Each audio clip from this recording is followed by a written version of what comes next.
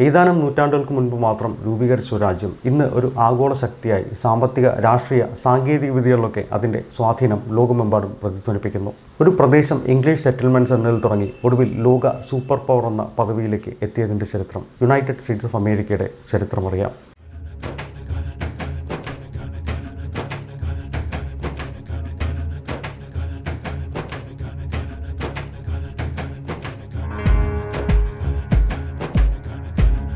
നമ്മളിപ്പോൾ United States എന്ന് വിളിക്കുന്ന പ്രദേശത്ത് നമ്മളിന്ന് ഭൂരിപക്ഷം കാണുന്നത് വ്യത്യസ്തരായ തദ്ദേശീയരായ ജനതകളാണ് അധിവസിച്ചിരുന്നത്. ഏകദേശം 16,000 വർഷങ്ങൾക്ക് മുൻപ് ബെറിംഗ് ലാൻഡ് ബ്രിഡ്ജ് കടന്നെത്തിയ ഒരു സംഘത്തിന്റെ പിൻഗാമികളായിരുന്നു അവർ. എന്നിരുന്നാലും തദ്ദേശീയ അമേരിക്കൻ ചരിത്രത്തെക്കാൾ യൂറോപ്യൻ ചരിത്രമാണ് ആധുനിക യുണൈറ്റഡ് സ്റ്റേറ്റ്സിനെ കൂടുതൽ സ്വാധീനിക്കുന്നത്. അമേരിക്കക്കാർ പലപ്പോഴും തങ്ങളുടെ രാജ്യത്തിന്റെ കഥ ആരംഭിക്കുന്നത് ക്രിസ്റ്റഫർ കൊളംബസിൽ നിന്നാണ്. വൈക്കിങ്ങുകളും മറ്റ് യൂറോപ്യൻസും അദ്ദേഹത്തിന് മുൻപ് തന്നെ ഇന്നത്തെ അമേരിക്കയിലെത്തിയെങ്കിലും കൊളംബസിന്റെ 1492 യാത്രയാണ് യൂറോപ്പിനെ ഈ നാടുമായി ബന്ധിപ്പിച്ചത്. സ്പെയിനിന്റെ പ്രതിനിധിയായി ഇന്ത്യയിലേക്ക് ഒരു പുതിയ വ്യാപാര പാത കണ്ടെത്താൻ ശ്രമിച്ച അദ്ദേഹം കരീബിയൻ കടലിൽ നങ്കൂരമിട്ടു. ഇന്ത്യയിലെത്തിയതായി കൊളംബസ് തെറ്റിദ്ധരിച്ചതിനാൽ അവിടെ കണ്ട തദ്ദേശീയരായ അമേരിക്കക്കാരെ കൊളംബസ് ഇന്ത്യക്കാർ എന്ന് വിളിച്ചു. കൊളംബസിന് ശേഷം മറ്റ് യൂറോപ്യൻ ശക്തികൾ അമേരിക്കയിലേക്ക് കപ്പലുകൾ അയക്കുകയും ഈ പ്രദേശത്തെ കോളനിവൽക്കരിക്കാനും പദ്ധതിയിട്ടു. ആദ്യം സ്പെയിനും പിന്നാലെ പോർച്ചുഗീസുകാരും ഫ്രഞ്ചുകാരും ഇംഗ്ലീഷുകാരും ഡച്ചുകാരും ഇവിടെ എത്തി. 1497 ഇംഗ്ലണ്ടിന്റെ പ്രതിനിധിയായി കപ്പലിൽ കയറിയ ജോൺ കാബോട്ട് ഇന്നത്തെ ന്യൂ ഫൗണ്ട്ലാൻഡ് അല്ലെങ്കിൽ നോവാസ്കോട്ടിയയിൽ എത്തി. 16-17 നൂറ്റാണ്ടുകളിൽ ഇംഗ്ലീഷുകാർ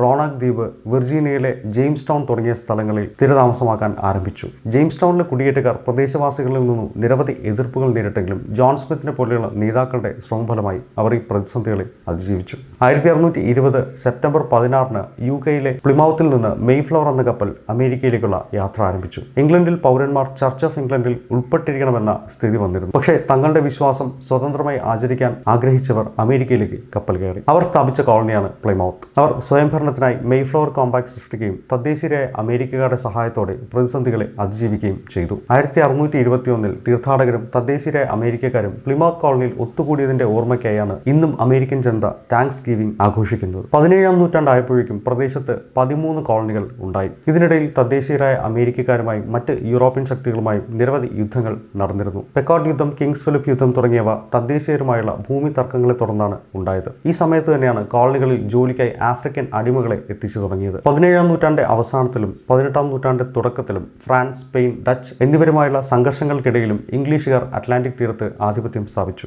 1754 മുതൽ 1763 വരെ നടന്ന ഫ്രഞ്ച് ഇന്ത്യൻ യുദ്ധത്തിലെ വിജയം വടക്കേ അമേരിക്കയിൽ ബ്രിട്ടീഷ് നിയന്ത്രണം ഊട്ടിയുറപ്പിച്ചു. 1763 പാരീസ് ഉടമ്പടിയോടെ യുദ്ധം അവസാനിച്ചു. ലൂസിയാനയെ സ്പെയിനിന് വിട്ടുകൊടുക്കുമ്പോൾ കാനഡയുടെയും ഒഹായോ താഴ്വരയുടെയും മേൽ ബ്രിട്ടന് നിയന്ത്രണം നൽകി. യുദ്ധാനന്തരം യുദ്ധക്കടങ്ങൾ വീട്ടാനുള്ള പുതിയ നികുതികളും നിയന്ത്രണങ്ങളും കാരണം ബ്രിട്ടീഷ് സർക്കാരും അമേരിക്കൻ കോളനികളും തമ്മിലുള്ള സംഘർഷം വളർന്നു. 7 വർഷത്തെ യുദ്ധത്തെ തുടർന്നുണ്ടായ ബ്രിട്ടന്റെ വൻ കടബാധ്യതകൾ ലഘൂകരിക്കാൻ ബ്രിട്ടീഷ് പാർലമെന്റ് 1764 ഷുഗർ ആക്ട് പാസാക്കി. കോളനികളിലേക്ക് ഇറക്കുമതി ചെയ്യുന്ന പഞ്ചസാര, മൊളാസസ്, മറ്റ് സാധനങ്ങൾ എന്നിവയ്ക്ക് തീരുവ ചുമത്തി വരുമാനം വർദ്ധിപ്പിക്കാനാണ് ഈ നിയമം ലക്ഷ്യമിട്ടത്. അടുത്ത വർഷം 1765 പാർലമെന്റ് സ്റ്റാമ്പ് ആക്ട് കൂടി കൊണ്ടുവന്നു. കോളനികളിൽ അച്ചടിച്ച പല വസ്തുക്കളും ലണ്ടനിൽ നിർമ്മിച്ച സ്റ്റാമ്പ് പേപ്പറിൽ എംബോസ് ചെയ്ത റവന്യൂ സ്റ്റാമ്പ് വഹിക്കണമെന്ന് ആവശ്യപ്പെടുന്നായിരുന്നു ഈ നിയമം. പത്രങ്ങൾ, മാസികകൾ, നിയമപരമായ രേഖകൾ കൂടാതെ പ്ലേയിങ് കാർഡുകൾ പോലും ഇതിൽ ഉൾപ്പെട്ടു. കൊളോണിയൽ അസംബ്ലികളുടെ സമ്മതമില്ലാതെ നേരിട്ടുള്ള നികുതി ചുമത്തിയതിനാൽ തന്നെ ഈ നടപടിക്കെതിരെ വലിയ പ്രതിഷേധങ്ങളുണ്ടായി. പ്രാതിനിധ്യമില്ലാതെ നികുതിയില്ല എന്ന മുദ്രാവാക്യവുമായി അവർ ബ്രിട്ടനെതിരെ അണിനിരന്നു.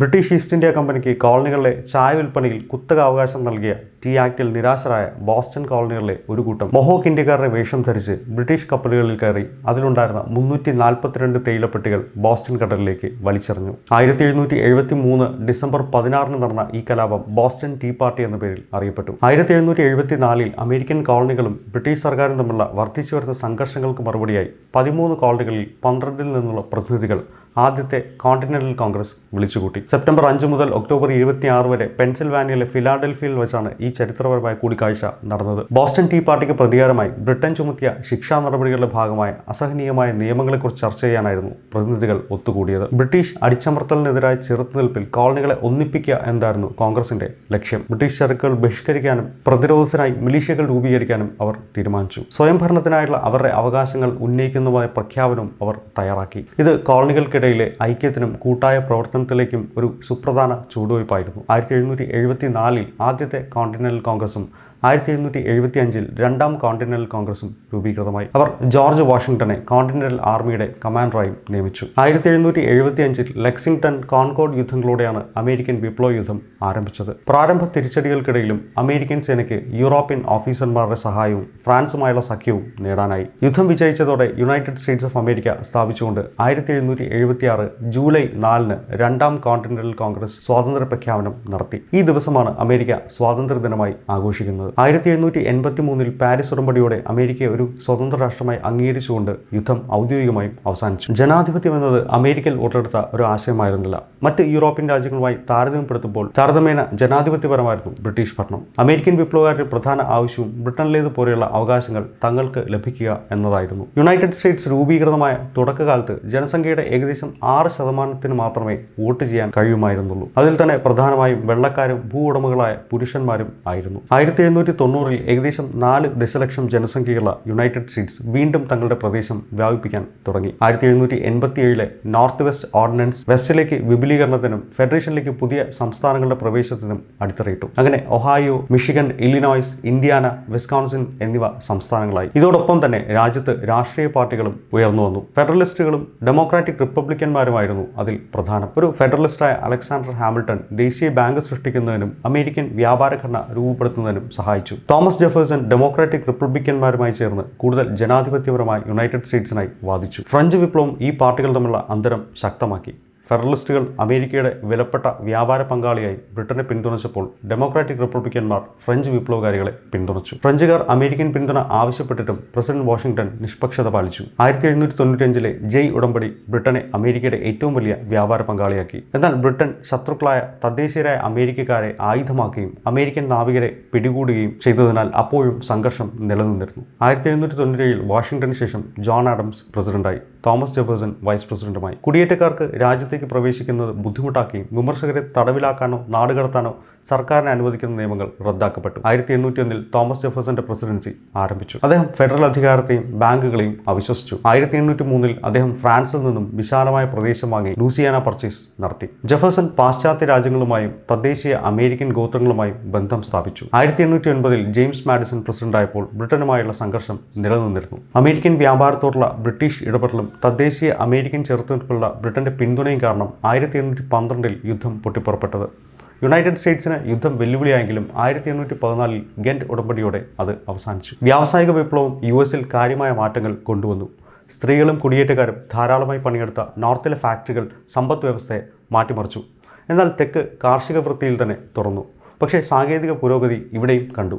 വിപണി വിപ്ലവം എന്നറിയപ്പെട്ട ഈ കാലഘട്ടം അമേരിക്കയെ ആഗോള ശക്തിയെ വളർത്തുന്നതിന് കളമൊരുക്കി. 1820-കളിൽ മാനിഫെസ്റ്റ് ഡെസ്റ്റിനി എന്ന ആശയം ഉയർന്നു വന്നു. അമേരിക്കക്കാർ ഭൂഖണ്ഡത്തിലുടനീളം വ്യാപിപ്പിക്കാൻ വിധിക്കപ്പെട്ടവരാണെന്ന വിശ്വാസമാണ് മാനിഫെസ്റ്റ് ഡെസ്റ്റിനി. 1823 മൺറോ ഡോക്ട്രിൻ അമേരിക്കയിലെ യൂറോപ്യൻ കോളനിവൽക്കരണത്തിന് പരിധിയില്ലാത്തതായി പ്രഖ്യാപിച്ചു. 1828 പ്രസിഡന്റായി തിരഞ്ഞെടുക്കപ്പെട്ട ആൻഡ്രൂ ജാക്സൺ ദേശീയ ബാങ്കുകളെ എതിർക്കുകയും ഭൂരഹിതരായ വെള്ളക്കാർക്ക് വോട്ടവകാശം നൽകുകയും ചെയ്തു. അദ്ദേഹത്തിന്റെ Indian removal act native American ഗോത്രങ്ങളെ നിർബന്ധിതമായി മാറ്റിപ്പാർപ്പിക്കുന്നതിലേക്ക് നയിച്ചു. 1830-കൾ അമേരിക്കയിൽ മതപരമായ പുനരുജ്ജീവനം, അടിമത്തത്തിനെതിരായ പോരാട്ടം എന്നിവയ്ക്ക് വേണ്ടിയുള്ള സാമൂഹിക പ്രസ്ഥാനങ്ങളുടെ കാലമായിരുന്നു. അപ്പോഴും തദ്ദേശീയരായ അമേരിക്കക്കാരുമായുള്ള സംഘർഷങ്ങൾ തുറന്നിരുന്നു. ടെക്സസ് 1835 മെക്സിക്കോയിൽ നിന്ന് സ്വാതന്ത്ര്യം പ്രഖ്യാപിച്ചു. പിന്നീട് അമേരിക്കയിൽ ചേർന്നു. 1846 മുതൽ 1848 വരെ നടന്ന മെക്സിക്കൻ അമേരിക്കൻ യുദ്ധം കാലിഫോർണിയ ഉൾപ്പെടെയുള്ള വിശാലമായ പ്രദേശങ്ങൾ US സ്വന്തമാക്കി. 1848 കാലിഫോർണിയയിലെ കൊളോമയിലുള്ള സട്ടേഴ്സ് മില്ലിൽ ജെയിംസ് W. മാർഷൽ സ്വർണം കണ്ടെത്തിയപ്പോൾ അമേരിക്കയുടെ മറ്റ് ഭാഗങ്ങളിൽ നിന്നും വിദേശത്തു നിന്നും ഏതാണ്ട് 3 ലക്ഷം ആളുകൾ കാലിഫോർണിയയിലേക്ക് കുടിയേറി. ഇതിനെയാണ് ഗോൾഡ് റഷ് എന്ന് പറയുന്നത്. ഇതോടൊപ്പം തന്നെ പുതിയ പ്രദേശങ്ങളിൽ അടിമത്തം അനുവദിക്കണോ എന്നതിനെക്കുറിച്ചുള്ള ചർച്ചകളും ശക്തമായി. 1854 1859 കാൻസാസ് ടെറിട്ടറിയിലും ഒരു പരിധിവരെ പടിഞ്ഞാറൻ മിസോറിയിലും അക്രമാസക്തമായ ആഭ്യന്തര ഏറ്റുമുട്ടലുകളുടെ ഒരു പരമ്പര അരങ്ങേറി. ബ്ലീഡിംഗ് കാൻസാസ് എന്ന പേരിൽ അറിയപ്പെട്ട ഈ ആക്രമണം കാൻസാസ് എന്ന സംസ്ഥാനത്തിന് അടിമത്തത്തിന്റെ നിയമസാധ്യതയെക്കുറിച്ചുള്ള രാഷ്ട്രീയവും പ്രത്യയശാസ്ത്രപരവുമായിട്ടുള്ള സംവാദത്തിൽ നിന്നാണ് ഉയർന്നു വന്നത്. 1850-കളിൽ അങ്കിൾ ടോംസ് ക്യാബിൻ എന്ന പ്രസിദ്ധീകരണവും പുറത്തിറങ്ങി. അങ്കിൾ ടോം എന്ന അടിമത്തമുള്ള വ്യക്തിയെ വിശുദ്ധനും മാന്യനും കുലീലിനും തന്റെ വിശ്വാസങ്ങളിൽ ഉറച്ചു നിൽക്കുന്നവനുമായി ചിത്രീകരിക്കുന്ന കഥയാണ് ഇത് പറഞ്ഞത്. 1960-ൽ അടിമത്തത്തിന്റെ വ്യാപനത്തെ എതിർത്ത് പരാജയപ്പെടുത്ത എബ്രഹാം ലിങ്കന്റെ പ്രസിഡന്റ് തെരഞ്ഞെടുപ്പിലെ വിജയം തെക്കൻ സംസ്ഥാനങ്ങൾ പിരിഞ്ഞ് ഒരു കോൺഫെഡറസി രൂപീകരിക്കുന്നതിലേക്ക് നയിച്ചു. 1861 അമേരിക്കയിൽ ആഭ്യന്തര യുദ്ധം ശക്തമായി. വടക്ക് പ്രദേശം കൂടുതൽ സമ്പന്നവും വലിയ ജനസംഖ്യയുമുള്ളതായിരുന്നു. ഗെറ്റിസ്ബർഗ് പോലെയുള്ള പ്രധാന യുദ്ധങ്ങളുടെ വിജയവും 1863 വിക്സൺബർഗ് പിടിച്ചടക്കിയതും യൂണിയന് അനുകൂലമായി മാറി. 1863 ലിങ്കൻ വിമോചന പ്രഖ്യാപനം പുറപ്പെടുവിച്ച് കോൺഫെഡറേറ്റ് പ്രദേശങ്ങളിലെ അടിമകളെ മോചിപ്പിച്ചു. 1864 യൂണിയൻ മേജർ ജനറൽ ഷെർമാന്റെ മാർച്ച് ടു ദി സീ ദക്ഷിണ സംസ്ഥാനങ്ങളിലേക്ക് സൈനികരെ നയിച്ചു. ഗ്രാമപ്രദേശങ്ങൾ കൊള്ളയടിക്കുകയും സൈനിക ഔട്ട്പോസ്റ്റുകളും സിവിലിയൻ സ്വത്തുക്കളും നശിപ്പിക്കുകയും ചെയ്തു. 1865 April 9 general Robert E Lee general ഗ്രാൻഡിന് കീഴടങ്ങിയതോടെ യുദ്ധം അവസാനിച്ചു. ഏകദേശം 7 ലക്ഷം മരണങ്ങൾക്കിടയാക്കിയ അമേരിക്കൻ ആഭ്യന്തര യുദ്ധം അമേരിക്കൻ ചരിത്രത്തിലെ ഏറ്റവും ഭീകരമായ പോരാട്ടമായി ഇന്നും തുടരുന്നു. ഇത് ഭരണഘടനയിലെ 13, 14, 15 ഭേദഗതികളിലേക്ക് നയിച്ചു. അടിമത്തം നിർത്തലാക്കുക, പൗരത്വം നിർവചിക്കുക, കറുത്ത വർഗ്ഗക്കാർക്ക് വോട്ടവകാശം വിപുലീകരിക്കുക എന്നിവ നടപ്പിലായി. യുദ്ധം ഫെഡറൽ ശക്തിയെയും ദേശീയ ഐക്യത്തെയും ശക്തിപ്പെടുത്തുകയും ജനങ്ങളുടെ സ്വത്വം അവരുടെ സംസ്ഥാനത്ത് നിന്ന് രാഷ്ട്രത്തിലേക്ക് മാറ്റുകയും ചെയ്തു. 1865 വധിക്കപ്പെട്ട പ്രസിഡന്റ് ലിങ്കൻ ഈ മാറ്റങ്ങൾക്കാണ് ജീവിച്ചിരുന്നില്ല. എന്നിരുന്നാലും അടിമത്തം അവസാനിപ്പിക്കുന്നതിലും യൂണിയൻ സംരക്ഷിക്കുന്നതിലും അദ്ദേഹം വഹിച്ച പങ്കിനെക്കുറിച്ച് ഇന്നും ഓർമ്മിക്കപ്പെടുന്നു. ആഭ്യന്തര സംഘടനകളെ അതിജീവിക്കുന്നതിനും വ്യാവസായികവും സാമൂഹികവുമായ പരിവർത്തനങ്ങളെ ഉൾക്കൊള്ളുന്നതിലൂടെയും രാജ്യം വളരുകയും ശക്തിപ്പെടുകയും ചെയ്തു. അവകാശങ്ങൾക്കും സ്വാതന്ത്ര്യത്തിനും വേണ്ടിയുള്ള പോരാട്ടത്തിനായി ആരംഭിച്ച ഒരു രാഷ്ട്രം ഇന്ന് ഒരു ആഗോള മഹാശക്തിയായി പരിണമിച്ച് മറ്റു പല രാജ്യങ്ങൾക്കും മാതൃകയായി നിൽക്കുന്നു. മറ്റു വിഷയമായി മറ്റൊരു ദിവസം കാണാം.